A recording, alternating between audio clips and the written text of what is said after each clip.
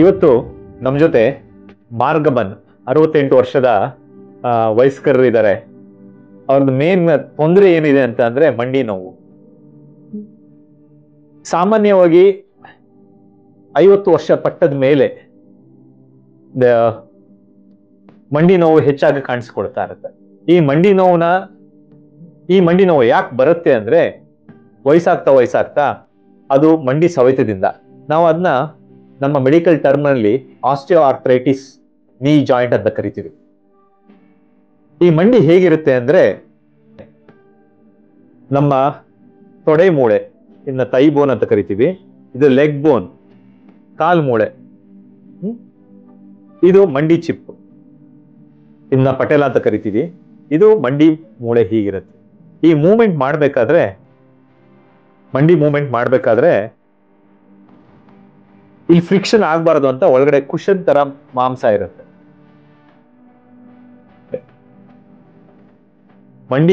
ಇದು ಮಂಡಿ, ಇದು ಟೈ ಬೋನ್, ಇದು ಲೆಗ್ ಬೋನ್. ಟೈ ಬೋನ್ ನಾವು ಫೀಮರ್ ಅಂತ ಕರಿತೀವಿ, ಲೆಗ್ ಬೋನ್ ನಾವು ಟಿಬಿಯಾ ಮತ್ತೆ ಫಿಬ್ಯುಲಾ ಅಂತ ಕರಿತೀವಿ.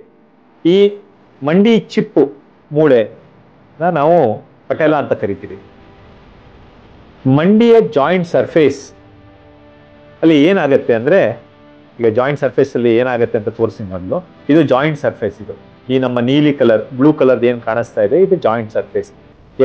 ಯಾವುದೇ ಜಾಯಿಂಟ್ ಸರ್ಫೇಸ್ ಹೇಗಿರುತ್ತೆ ಅಂದ್ರೆ ತುಂಬಾ ಸ್ಮೂತ್ ಆಗಿರುತ್ತೆ. ಎಷ್ಟು ಸ್ಮೂತ್ ಆಗಿರುತ್ತೆ ಅಂದ್ರೆ 2 ಐಸ್ ಕ್ಯೂಬ್ ಇಟ್ಟು ಒಂದ್ರ ಮೇಲೆ ಇಟ್ಟು ಒಂದನ್ನ ಇಟ್ಟಾಗ ನಮಗೆ ಎಷ್ಟು ಸ್ಮೂತ್ನೆಸ್ ಬರುತ್ತೆ, ಆ ಫ್ರಿಕ್ಷನ್ ಅಂತ ಕರಿತೀವಿ, ಅದರ 100ರಷ್ಟು ಸ್ಮೂತ್ ಆಗಿರುತ್ತೆ. ನೀವು ಅದನ್ನ ಇಮ್ಯಾಜಿನ್ ಮಾಡ್ಕೊಬಹುದು ಅದೆಷ್ಟು ಸ್ಮೂತ್ ಆಗಿದೆ ಅಂತ. ಅಷ್ಟು ಸ್ಮೂತ್ ಆಗಿ ಮಂಡಿ ಚಿಪ್ಪಿರುತ್ತೆ. ಅದನ್ನ ಆರ್ಟಿಕ್ಯುಲರ್ ಕಾರ್ಟಿಲೇಜ್ ಅಂತ ಕರಿತೀವಿ. ಯಾವಾಗ ಈ ಆರ್ಟಿಕ್ಯುಲರ್ ಕಾರ್ಟಿಲೇಜ್ಗೆ ಡ್ಯಾಮೇಜ್ ಆಗುತ್ತೆ ಅಥವಾ ಸೌದೋಗುತ್ತೆ, ಆವಾಗ ನಮಗೆ ಆಸ್ಟಿಯೋ ಆರ್ಥ್ರೈಟಿಸ್, ಮಂಡಿ ಸವಿತ ಆಗತ್ತೆ. ಮೊದಲೇ ಕಾರಣ ಒಂದು ಜೆನೆಟಿಕ್ಸ್ ಇಂದ ಬಂದಂಥದ್ದು. ತಂದೆ ತಾಯಿ ಅಂತ ಅವರಲ್ಲಿ ಇದ್ರೆ ನಮ್ಮಲ್ಲೂ ಹೆಚ್ಚಾಗಿ ಕಾಣಿಸ್ಕೊಳ್ಳುತ್ತೆ, ಅವ್ರ ಮಕ್ಕಳಲ್ಲೂ. ಎರಡನೇ ಕಾರಣ ಹೆಂಗಸರಲ್ಲಿ ಹೆಚ್ಚಿಗೆ ಕಾಣಿಸುತ್ತೆ. ಮೂರನೇದು ದೇಹದ ತೂಕ ಜಾಸ್ತಿ ಆದಾಗ ಮಂಡಿಗೆ ಹೆಚ್ಚಿಗೆ ಭಾರ ಬಿದ್ದು ಮಂಡಿ ಸೌದೋಗುತ್ತೆ. ನಾನು ಯಾವಾಗ್ಲೂ ಲಾರಿ ಟೈರ್ಗೆ ಕಂಪೇರ್ ಮಾಡ್ತಾ ಇರ್ತೀನಿ. ಲಾರಿ ಟೈರ್ ಹೇಗೆ ತೂಕ ಜಾಸ್ತಿಯಾಗಿ, ಲೋಡೆಡ್ ಲಾರಿ ಇದ್ರೆ ತೂಕ ಜಾಸ್ತಿಯಾಗಿ ಟೈರ್ ಹೇಗೆ ಸೌದೋಗುತ್ತೋ ಹಾಗೆ ಮಂಡಿ ಚಿಪ್ಪು ಸಹ ಸೌದೋಗುತ್ತೆ. ಇನ್ನೊಂದು ಮತ್ತೆ ಬೇರೆ ಯಾವ್ದಾದ್ರು ಆರ್ಥ್ರೈಟಿಸ್ ಇದ್ದಂತ ಪಕ್ಷದಲ್ಲಿ, ಈಗ ರುಮಟಾಯ್ಡ್ ಆರ್ಥ್ರೈಟಿಸ್ ಇರ್ಬೋದು, ಅಥವಾ ಆಂಕ್ಲೋಸಿಂಗ್ ಸ್ಪಾಂಡಿಲೈಟಿಸ್ ಇರ್ಬೋದು, ಅಥವಾ ಯೂರಿಕ್ ಆಸಿಡ್ ಜಾಸ್ತಿ ಆಗಿ ಗೌಟಿ ಆರ್ಥ್ರೈಟಿಸ್ ಆಗ್ಬೋದು. ಇನ್ನಿತರೆ ಆರ್ಥ್ರೈಟಿಸ್ ಇದ್ದಾಗಲೂ ಮಂಡಿ ಸವಿತ ಸಹ ಕಾಣಿಸ್ಕೊಳ್ಳುತ್ತೆ. ಮಂಡಿ ಆರ್ಟಿಕ್ಯುಲರ್ ಕಾರ್ಟಿಲೇಜ್ ದ ಸ್ವಭಾವ ಹೇಗಿರುತ್ತೆ ಅಂತ ಅಂದ್ರೆ, ಅದಕ್ಕೆ ಒಂದ್ಸಲ ಡ್ಯಾಮೇಜ್ ಆದ್ರೆ ಮತ್ತೆ ಅದು ಹೀಲ್ ಆಗೋದು ತುಂಬಾ ಕಷ್ಟ. Healing rate of articular cartilage ಅಂತ ಏನ್ ಕರಿತೀವಿ, ಅದು ತುಂಬಾ ಸ್ಲೋ, ತುಂಬಾ ನಿಧಾನ. ಹಾಗೆ ಒಂದು ವಯಸ್ಸಾದ್ಮೇಲೆ, ವಿಶೇಷವಾಗಿ ಒಂದು 40 ವರ್ಷ ಆದ್ಮೇಲೆ ಏನಾದ್ರೂ ನಮ್ಮ ಈ ಆರ್ಟಿಕ್ಯುಲರ್ ಕಾರ್ಟಿಲೇಜ್ಗೆ, ಅಂದ್ರೆ ಈ ಬ್ಲೂ ಕಲರ್ ಅಂತ ನಾನು ಏನ್ ತೋರಿಸಿದೆ, ಈ ಜಾಗಕ್ಕೆ ಏನಾದ್ರೂ ಏಟ್ ಬಿದ್ರೆ ಅದು ವಾಸಿ ಆಗಲ್ಲ, ಹಾಗೆ ಉಳ್ಕೊಂಡ್ಬಿಡುತ್ತೆ. ಅದ್ರ ಜೊತೆಗೆ ಏನಾಗುತ್ತೆ ಅಂದ್ರೆ ಇದು ಮಂಡಿ ಚಿಪ್ಪು ಮೂವ್ಮೆಂಟ್ ಆಗಿ ಫ್ರಿಕ್ಷನ್ ಡೆವಲಪ್ ಆಗತ್ತೆ. ಫ್ರಿಕ್ಷನ್ ಡೆವಲಪ್ ಆದಾಗ ಒಳಗಡೆ ಲಿಗಮೆಂಟ್ಸ್ ಮತ್ತೆ ಮೆನಸ್ಕಸ್ ಅಂತ ಇರುತ್ತವೆ, ಅದ್ರೆ ಒಂದು ಕುಶನ್, ಹಾಗೆ ಲಿಗಮೆಂಟ್, ಈ ಎರಡೂ ಸಹ ಉಜ್ಜೋಗುತ್ತವೆ, ಸೌದೋಗುತ್ತವೆ. ಹೀಗಾಗತ್ತೆ. ಹೀಗಾದಾಗ ಏನಾಗತ್ತೆ, ನಮಗೆ ಪೇಷಂಟ್ಗೆ ಮಂಡಿ ನೋವು ಹೆಚ್ಚಾಗಿ ಕಂಡು ಬರುತ್ತೆ, ತಡ್ಕೊಳಕ್ಕೆ ಆಗಲ್ಲ. ವಿಶೇಷವಾಗಿ ಅವ್ರಿಗೆ ಏನಾದ್ರೂ ಮೆಟ್ಲು ಹತ್ಬೇಕಾದ್ರೆ ಅಥವಾ ಚಕ್ಲ ಬಟ್ಟೆ ಹಾಕೊಂಡು ಕುತ್ಕೊಬೇಕಾದ್ರೆ, ಇಂಡಿಯನ್ ಟಾಯ್ಲೆಟ್ ಬಳಸಬೇಕಾದ್ರೆ ಈ ನೋವು ಜಾಸ್ತಿ ಆಗತ್ತೆ. ಈಗ ಅದನ್ನ ಆರ್ಟಿಕ್ಯುಲರ್ ಕಾರ್ಟಿಲೇಜ್ ಅಂತ ಏನ್ ಕರೆದೆ, ಅದ್ ನೋಡಿ, ಅದು ಬ್ಲೂ ಕಲರ್ ಸರ್ಫೇಸ್ ಇದೆ ಆಯ್ತಲ್ಲ, ಇದು ನಾರ್ಮಲ್ ಆರ್ಟಿಕ್ಯುಲರ್ ಕಾರ್ಟಿಲೇಜ್. ಒಳಗಡೆ ಗಾಯ ಆದಾಗ ಈ ರೀತಿ ಕಾಣಿಸುತ್ತೆ. ಇದು ಸ್ಟೇಜ್ 1, ಇದನ್ನ ಗ್ರೇಡ್ 1 ಆಸ್ಟಿಯೋ ಆರ್ಥ್ರೈಟಿಸ್ ಅಂತ ಕರಿತೀವಿ. ಇದು ಇನ್ನೂ ಹೆಚ್ಚಿಗೆ ಸರಿಯಾದ ಟ್ರೀಟ್ಮೆಂಟ್ ತಗೊಳ್ಳದೆ, ನಮ್ಮ ಲೈಫ್ ಸ್ಟೈಲ್ ಮಾಡಿಫೈ ಆಗದೆ ಇದ್ದಂತ ಪಕ್ಷದಲ್ಲಿ ಗ್ರೇಡ್ 2 ಹೋಗುತ್ತೆ. ಗ್ರೇಡ್ 2 ಇಂದ ಗ್ರೇಡ್ 3 ಸಹ ಹೋಗುತ್ತೆ. ಈಗ ಇವರು ಮಾರ್ಗಬನ್ನಲ್ಲಿ ಇವ್ರದ್ದು ನಾವು ಎಕ್ಸ್ರೇ ನೋಡಿದಾಗ ನಮಗೆ ಒಂದು ಟೈ ಬೋನ್, ಅದು ಫೀಮರ್ ಅಂತ ಏನ್ ಕರಿತೀವಿ, ಇದು ಟಿಬಿಯಾ ಅಂತ ಲೆಗ್ ಬೋನ್, ಇದು ಫಿಬುಲಾ ಅಂತ, ಇದು ಆರ್ಟಿಕ್ಯುಲರ್ ಕಾರ್ಟಿಲೇಜ್ ಇಲ್ಲಿ. ಹಾಗೆ ಇದು ಮಂಡಿ ಚಿಪ್ಪು ಮೂಳೆ, ಅದನ್ನ ಪಟೇಲ ಅಂತ ಕರಿತೀವಿ. ಇಲ್ಲಿ ನೋಡಿದಾಗ ನಾವು ಇಲ್ಲಿ ಪೂರ್ತಿ ಸೌದೋಗಿರೋದು ನೋಡ್ತೀವಿ. ಇದನ್ನ ಆಸ್ಟಿಯೋಫೈಟ್ಸ್ ಅಂತ ಕರಿತೀವಿ, ಇದನ್ನ ಸ್ಕ್ಲಿರೋಸಿಸ್ ಅಂತ ಕರಿತೀವಿ, ಅಂದ್ರೆ ಸೌದೋಗಿದೆ ಅಂತ ಇಲ್ಲಿ ಆರ್ಟಿಕ್ಯುಲರ್ ಕಾರ್ಟಿಲೇಜ್. ಹಾಗೆ ಈಗ ಆಸ್ಟಿಯೋ ಆರ್ಥರೈಟಿಸ್ ನ ಚಿಕಿತ್ಸೆಗೆ ಬರೋಣ, ಟ್ರೀಟ್ಮೆಂಟ್ಗೆ ಏನ್ ಮಾಡ್ಬೋದು ಅಂತ. ಯಾವಾಗ ಗ್ರೇಡ್ 1 ಮತ್ತೆ ಗ್ರೇಡ್ 2 ಇರುತ್ತೆ, ಆಗ ನಾವು ಲೈಫ್ ಸ್ಟೈಲ್ ಮಾಡಿಫಿಕೇಶನ್ ಮಾಡ್ಕೊಳ್ಬೇಕಾಗತ್ತೆ. ಲೈಫ್ ಸ್ಟೈಲ್ ಮಾಡಿಫಿಕೇಶನ್ ಏನೇನಂದ್ರೆ, ಒಂದು ಚಕ್ಲ ಬಟ್ಟೆ ಹಾಕೊಂಡು ಕುತ್ಕೊಳ್ಳಂಗಿಲ್ಲ. ನೋಡಿ, ಯೂಶಲಿ ನಾವು ಚೇರ್ ಮೇಲೆ ಕುತ್ಕೊಂಡಾಗ ಹೀಗೆ ಕುತ್ಕೊಂಡಿರ್ತೀವಿ. ಈಗ ಕುತ್ಕೊಂಡಾಗ ಒಂದು ಮೂಳೆ ಇನ್ನೊಂದು ಮೂಳೆಗೆ ಟಚ್ ಆಗಲ್ಲ, ಒಂದು ಆರ್ಟಿಕ್ಯುಲರ್ ಕಾರ್ಟಿಲೇಜ್ ಇನ್ನೊಂದು ಆರ್ಟಿಕ್ಯುಲರ್ ಕಾರ್ಟಿಲೇಜ್ಗೆ ಟಚ್ ಆಗಲ್ಲ. ಅದೇ ನಾವು ಏನಾದ್ರೂ ಚಕ್ಲ ಬಟ್ಟೆ ಹಾಕೊಂಡು, ಅಂದ್ರೆ ಕ್ರಾಸ್ ಲೆಗ್ ಸಿಟ್ಟಿಂಗ್ ಅಂತ ಏನ್ ಕುತ್ಕೊಳ್ತೀವಿ, ಊಟಕ್ಕೆ ನೆಲದ ಮೇಲೆ ಕುತ್ಕೊಂಡಾಗ ಒಂದು ಮೂಳೆ ಇನ್ನೊಂದು ಮೂಳೆಗೆ ಮುಟ್ಟಿ ನೋವು ಜಾಸ್ತಿ ಕೊಡುತ್ತೆ. ಈ ರೀತಿ ಆಸ್ಟಿಯೋ ಆರ್ಥರೈಟಿಸ್ ಇರೋರು, ಮಂಡಿ ಸಮಸ್ಯೆ ಇರೋರು ಈ ರೀತಿ ಕೂಡಬಾರ್ದು. ಒಂದು. ಎರಡನೇದು, ಇಂಡಿಯನ್ ಟಾಯ್ಲೆಟ್ ಬಳಸಬಾರ್ದು. ಇಂಡಿಯನ್ ಟಾಯ್ಲೆಟ್ ಅಲ್ಲಿ ಕೂತ್ಕೊಂಡಾಗ್ಲೂ ಸಹ ಇದನ್ನ ಎಕ್ಸ್ಟ್ರೀಮ್ ಮೂವ್ಮೆಂಟ್ ಆಫ್ ನೀ ಜಾಯಿಂಟ್ ಅಂತ ಕರಿತೀವಿ. ತುಂಬಾ ಸ್ಟ್ರೆಸ್ ಬೀಳ್ತಾ ಇರುತ್ತವೆ, ಒಂದು ಮೂಳೆ ಇನ್ನೊಂದು ಮೂಳೆಗೆ ಮುಟ್ಟಿ ನೋವು ಸಹ ಕೊಡುತ್ತೆ. ಈ ರೀತಿನೂ ಇಂಡಿಯನ್ ಟಾಯ್ಲೆಟ್ ಬಳಸಬಾರ್ದು. ಒಂದು. ಇನ್ನೊಂದು, ನಮ್ಮ ಎಸ್ಪೆಷಲಿ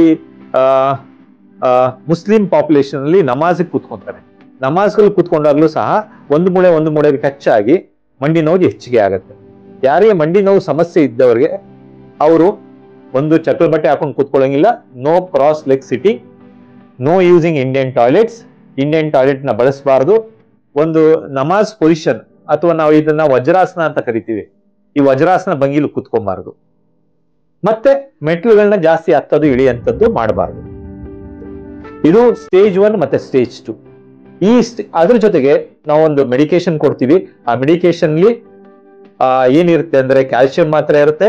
ಹಾಗೆ ಈ ಆರ್ಟಿಕ್ಯುಲರ್ ಕಾರ್ಟಿಲೇಜ್ ನಲ್ಲಿ ಏನಿರುತ್ತೆ ಅಂದ್ರೆ ಪ್ರೋಟೀನ್ ಅಂಶ ಇರುತ್ತೆ, ಕೊಲಾಜನ್ ಅಂಶ ಇರುತ್ತೆ. ಈ ಕೊಲಾಜನ್ ಸಬ್ಸ್ಟಿಟ್ಯೂಟ್ ನ ಕೊಡ್ತೀವಿ ನಾವು.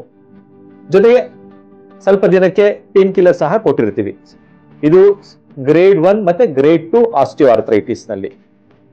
ಕೆಲವು ಸಲ ಏನಾಗುತ್ತೆ, ಇಷ್ಟು ಮಾತ್ರೆ ಕೊಟ್ಟರು ರೋಗಿಗಳಿಗೆ ನೋವು ಕಮ್ಮಿ ಆಗಲ್ಲ.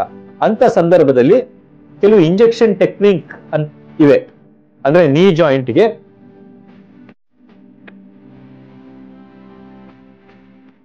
ಜಾಯಿಂಟ್ಗೆ ಒಂದು ಇಂಜೆಕ್ಷನ್ ಇಲ್ಲಿಗೆ ಕೊಡ್ತೀವಿ. ಇದು ಯಾವ ಇಂಜೆಕ್ಷನ್ ಕೊಡ್ತೀವಿ ಅಂದ್ರೆ, ಒಂದು PRP ಅಂತ ಕರಿತೀವಿ, ಪ್ಲೇಟ್ಲೆಟ್ ರಿಚ್ ಪ್ಲಾಸ್ಮಾ ಅಂತ ಕೊಡ್ತೀವಿ ಆಯ್ತಲ್ಲ, ಅದೊಂದು ಇಂಜೆಕ್ಷನ್ ಕೊಡ್ಬೋದು. ಮತ್ತೊಂದು ಇಂಜೆಕ್ಷನ್ ಹೈಲುರೋನಿಕ್ ಆಸಿಡ್ ಇಂಜೆಕ್ಷನ್ ಅಂತ ಇದೆ. ಅಂದ್ರೆ ಜಾಯಿಂಟ್ ಒಳಗಡೆ ಸ್ವಲ್ಪ ಆಯಿಲ್ ಇರುತ್ತೆ. ಈಗ ಯಾವುದೇ ಒಂದು ಮಿಷಿನ್ ಇದ್ದಾಗ ಫ್ರಿಕ್ಷನ್ ಆಗಬಾರ್ದು ಅಂತ ಒಳಗಡೆ ಆಯಿಲ್ ಇದ್ದಾಗೆ ನಮ್ಮ ನೀ ಜಾಯಿಂಟ್ ಒಳಗೂ ಆಯಿಲ್ ಇರುತ್ತೆ, ಫ್ರಿಕ್ಷನ್ ಅವಾಯ್ಡ್ ಮಾಡ್ಲಿಕ್ಕೆ. ಯಾವಾಗ ಆಸ್ಟಿಯೋ ಆರ್ಥರೈಟಿಸ್ ನಲ್ಲಿ ಮೂಳೆಗಳು ಉಜ್ಜಿ ಏನಾಗತ್ತೆ, ಆ ಆಯಿಲ್ ಸಾಂದ್ರತೆ ಅಂದ್ರೆ ವಿಸ್ಕಾಸಿಟಿ ಅಂತ ಏನ್ ಕರಿತೀವಿ, ಆ ವಿಸ್ಕಾಸಿಟಿ ತುಂಬಾ ಕಡಿಮೆ ಆಗ್ಬಿಡುತ್ತೆ.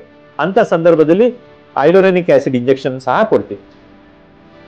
ಜೊತೆಗೆ ತುಂಬಾ ಅತಿ ಹೆಚ್ಚು ನೋವಿದ್ದಂತ ಸಂದರ್ಭದಲ್ಲಿ ಒಂದು ಇನ್ಫ್ಲಮೇಷನ್ ಅಂತ ಏನ್ ಕರಿತೀವಿ, ಅಂತ ಸಂದರ್ಭದಲ್ಲಿ ಸ್ಮಾಲ್ ಡೋಸ್ ಆಫ್ ಸ್ಟೀರಾಯ್ಡ್ ಸಹ ಕೊಡ್ಬೋದು. ಇಂತಹ ಸಂದರ್ಭದಲ್ಲಿ ವ್ಯಕ್ತಿಗೆ ಗ್ರೇಡ್ 2 ಆಸ್ಟಿಯೋ ಆರ್ಥರೈಟಿಸ್ ನಲ್ಲಿ ನೋವು ಕಡಿಮೆ ಆಗತ್ತೆ. ತಮ್ಮ ದೈನಂದಿನ ಡೇ ಟು ಡೇ ಆಕ್ಟಿವಿಟೀಸ್ ಸಹ ಅವ್ರು ಸಹ ಮಾಡ್ಕೋಬಹುದು. ಇದ್ರ ಜೊತೆಗೆ ಆಗ್ಲೇ ನಾನು ಹೇಳಿದಾಗೆ ಲೈಫ್ ಸ್ಟೈಲ್ ಮಾಡಿಫಿಕೇಶನ್, ಯಾವುದು ಚಕ್ರ ಬಟ್ಟೆ ಹಾಕೊಂಡು ಕುತ್ಕೊಬಾರ್ದು, ಅಂದ್ರೆ ಪದ್ಮಾಸನ ಹಾಕೊಬಾರ್ದು. ಇನ್ನೊಂದು ಎರಡನೇದು ವಜ್ರಾಸನ ಅಂದ್ರೆ ನಮಾಜ್ ಪೊಸಿಷನ್ ಅಂತ ಏನ್ ಕರಿತೀವಿ ಅದು ಮಾಡಬಾರ್ದು. ಇಂಡಿಯನ್ ಟಾಯ್ಲೆಟ್ ಬಳಸಬಾರ್ದು. ಮೆಟ್ರೋಗಳನ್ನ ಜಾಸ್ತಿ ಹತ್ತೋದು ಇಳಿಯೋದು ಮಾಡಬಾರ್ದು.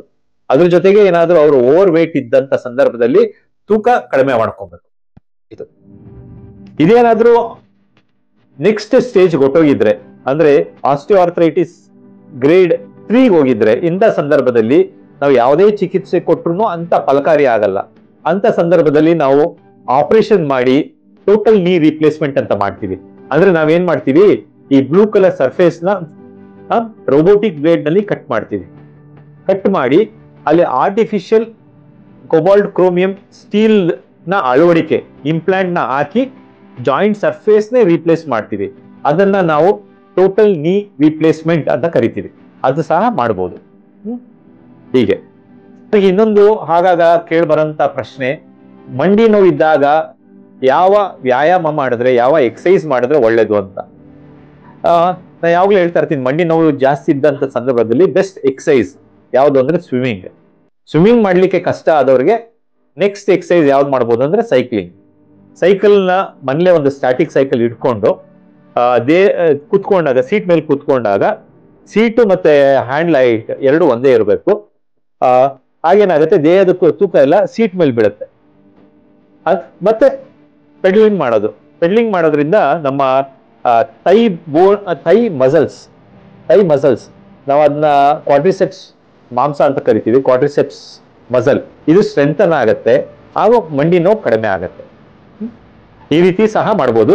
ಅದ್ರ ಜೊತೆಗೆ ಫಿಸಿಯೋಥೆರಪಿ ಸಹ ಮಾಡಿದ್ರೆ ಅವರು quadriceps strengthening exercises, hamstring strengthening exercises, ಹಾಗೆ ಲೆಗ್ ಮಸಲ್ ಸ್ಟ್ರೆಂಥನಿಂಗ್ ಎಕ್ಸಸೈಸಸ್ ಮಾಡಿಸ್ತಾರೆ, ವ್ಯಾಕ್ಸ್ ಬಾತ್ ಮಾಡಿಸ್ತಾರೆ, ಅಲ್ಟ್ರಾಸೌಂಡ್ ಮಸಾಜ್ ಮಾಡಿಸ್ತಾರೆ. ಹಾಗೆ ಮೂವ್ಮೆಂಟ್ಸ್ ಏನಾದ್ರು ಕಡಿಮೆ ಇದ್ದಂತ ಸಂದರ್ಭದಲ್ಲಿ CPM ಅಂತ ಒಂದು ಮಿಷಿನ್ ಮೇಲೆ ಹಾಕಿ ಮೂವ್ಮೆಂಟ್ ಸಹ ಕೊಡಿಸ್ತಾರೆ ಫಿಸಿಯೋಥೆರಪಿನಲ್ಲಿ. ಇದು ಸಂಕ್ಷಿಪ್ತವಾಗಿ ಒಂದು ಕನ್ಸೈಸ್ ಆಸ್ಟಿಯೋಆರ್ಥರೈಟಿಸ್ ನೀ ಜಾಯಿಂಟ್, ಮಂಡಿ ಈ ಸವಿಯೋದ್ರ ಬಗ್ಗೆ ತಿಳಿಸಿದ್ದೀನಿ.